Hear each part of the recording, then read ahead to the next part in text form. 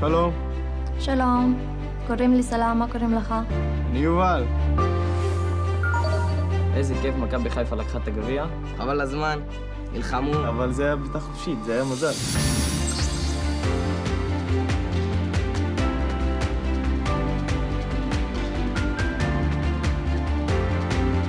مشروع جسور السلام هو مشروع تعايش بين العرب واليهود. ובעצם מה שאנחנו עושים זה כל מיני פעילויות מעורבות, לומדים לעבוד ביחד. بالبداية استحينا شوي وما كنا نحكي مع بعض كثير. היתרון בלהיפגש קודם כל בהנגאוט זה שאתה לומד קודם כל להכיר קצת בפרצופים וקצת מדברים, מוצאים תחביבים משותפים, נושאים משותפים. זה בעצם סוג של הכין את הקרקע כזה למפגשים הבאים.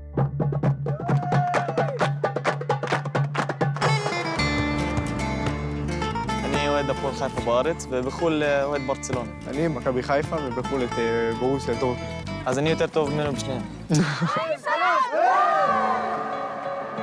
هذا المشروع لازم يكمل كمان كم سنة عشان يعلم كمان الأجيال اللي ورانا كيف لازم يتعايشوا مع غيرهم مش بس إنه بيننا وبين بعض. ואתם נוער אורט, 600 במספר שיושבים כאן היום, מייצגים את אהבת האדם ומביאים דוגמה שאפשר גם אחרת. אתם נותנים לי ולנו תקווה אדירה.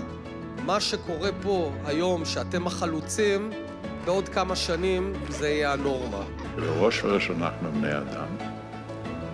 אין שום רשות לאף אחד לעצור את רעהו, או לשנוא את רעהו, או להסית נגד רעהו. בשביל מה? من خلال اللقاءات تبعتنا تقربنا من بعض أكثر وصار عندي صديقات وأصدقاء يهود. בני נוער יקרים, באמצעות הטכנולוגיה והאינטרנט יצרתם קשרים של סובלנות, קשרים של תקווה.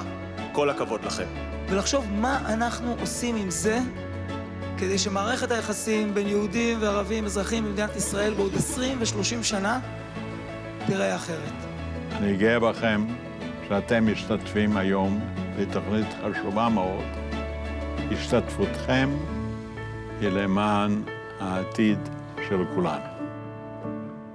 וזה מאוד מרגש לפגוש בעצם אנשים שהם נראים שונים ממך, אבל הם מאוד מאוד דומים, וממש יכולים להיות חברים אמיתיים לחיים.